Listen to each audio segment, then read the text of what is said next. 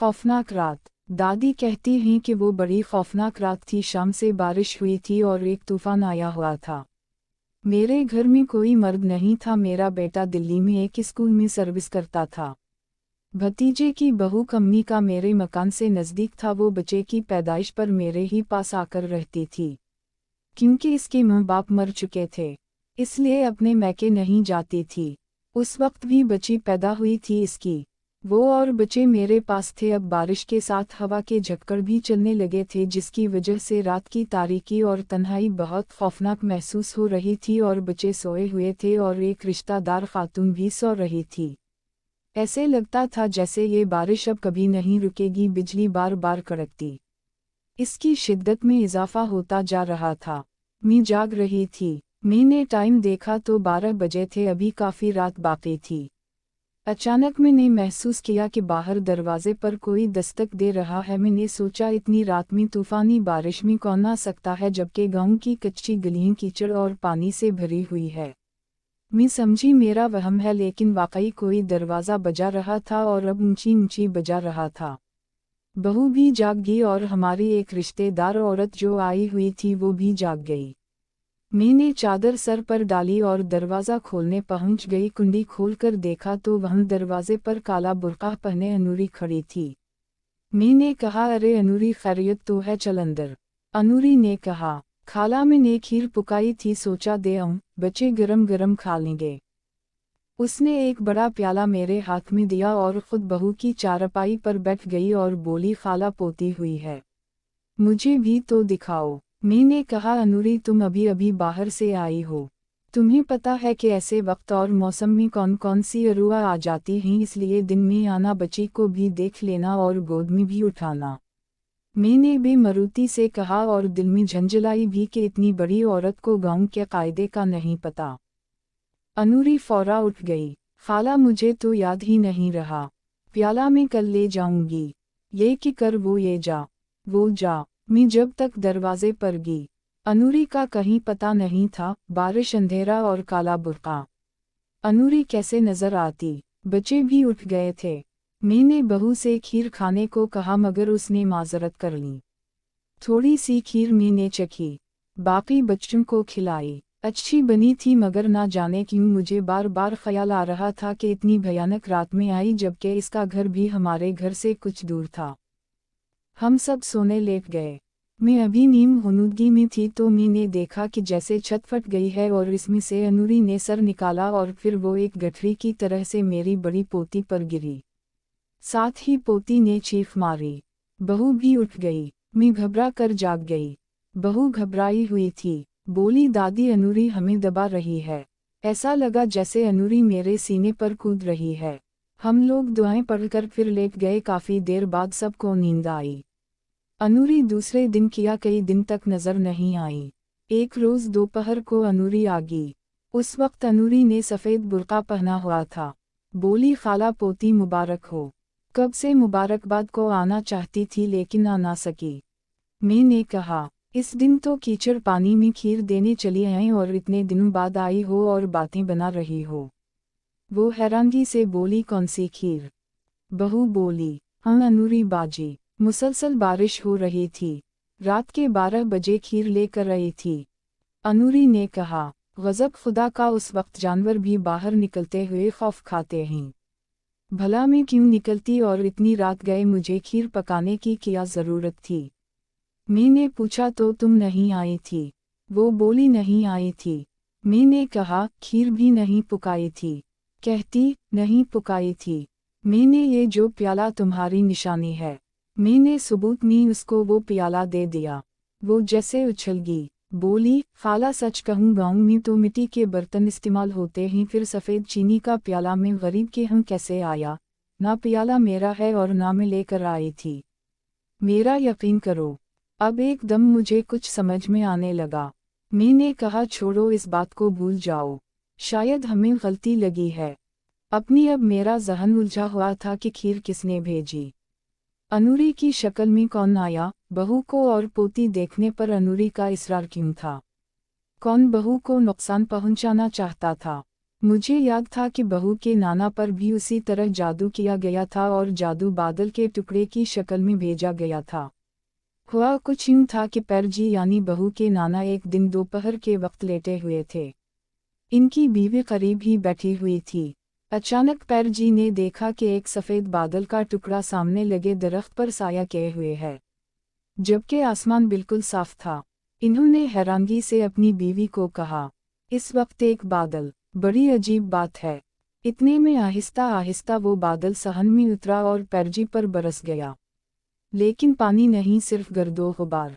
पैरजी की बीवी का कहना था कि मैं ये सब देखकर अभी हैरान भी ना हो पाई थी कि पैरजी तड़पकर चारपाई से नीचे गिरे और जब तक हकीम साहब आते वो इस दुनिया से गुजर चुके थे। पैरजी के दोस्त मौलाना दूसरे गांव में रहते थे। इन्हें इत्तला मिली तो वो फौरा घोड़े पर दौड़े चले आए।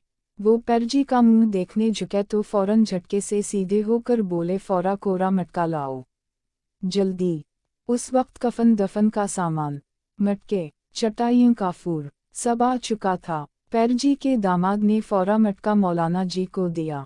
मौलाना ने 2 रकत नमाज पढ़ी, फिर मटका तोड़ा और कुछ कुरानी आयत ज़फ़रान से लिखी और पैरजी के दामाद से कहा, इसे बहते हुए पानी में फेंकाओ, लेकिन कोई भी आवाज़ दे ना इसको जवाब देना और ना ही पीछे मुड़कर देखना।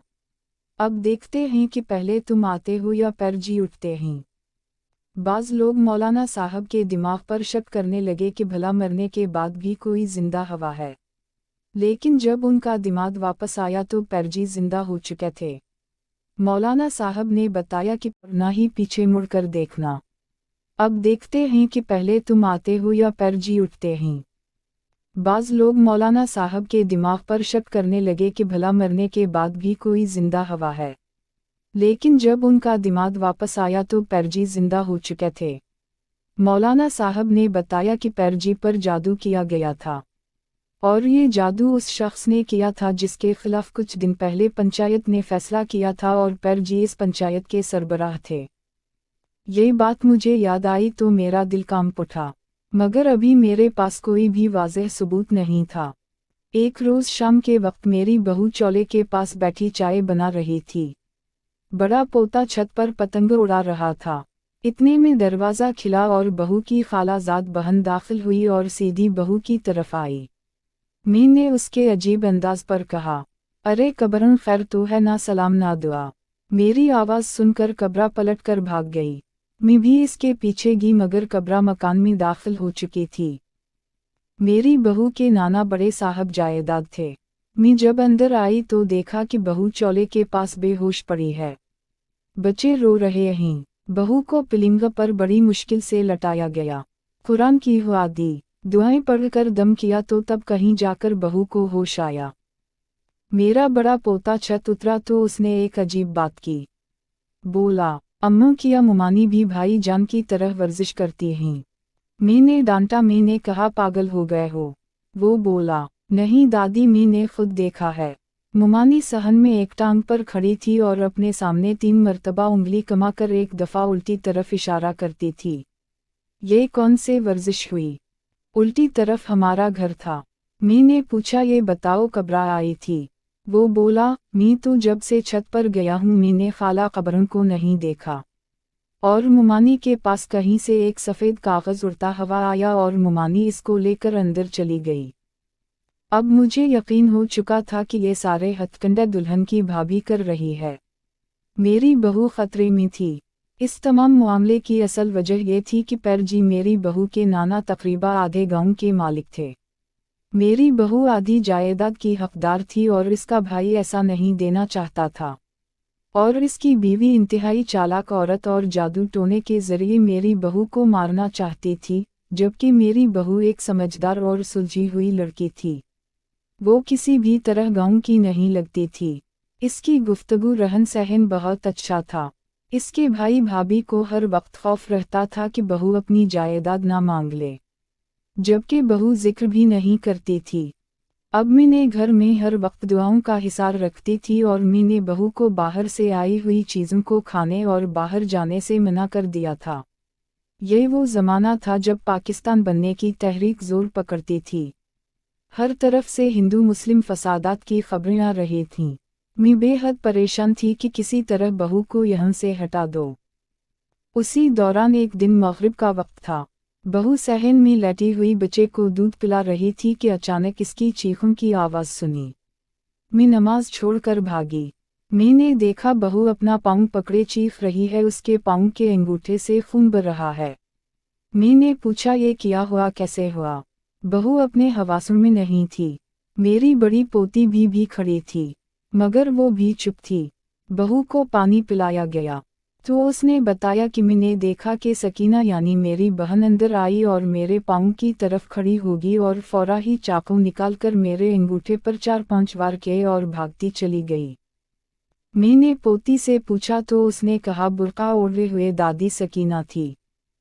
बाद में पता चला कि सकीना तो 1 हफ्ते से मेरठ गई हुई है। मैंने बहू के पाँव की मरहम पिटी करवाई। तकरीबा 8 दिन में पाँव ठीक हुआ, लेकिन टांग के जोड़ पर वरम आ गया।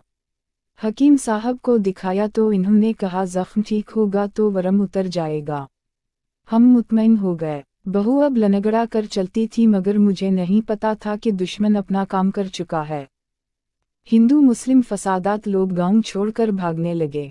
हम कराची आ गए। वरम आहिस्ता आहिस्ता फोड़े की शक्ल इख्तियार कर गया और इसके बाद नासूर बन गया, जिसने तमाम टांग को लपेट में ले लिया। इस तरह मेरी बहू दुश्मनी की नज़र होकर इस दुनिया से रुखसत हो गई। मैं सोचती थी वो लोग कामयाब रहे, क्योंकि सारी दौलत उनको मिल गई। अब बंटवारा वाला कोई ना रहा, मगर खुदा की लाठी बे आवाज़ होती है। मेरी बहू की भाभी जो कि अमल करवा रही थी, उसको उसके दोनों बेटे 3 साल के अंदर टीबी होकर मर गए। भाभी खुद बारिश में छत गिरने से हलाक हो गई। कोई नाम लेने वाला ना रहा। फ़ायदा वो भी ना उठा सके और अपना बोझ अलग ले गए।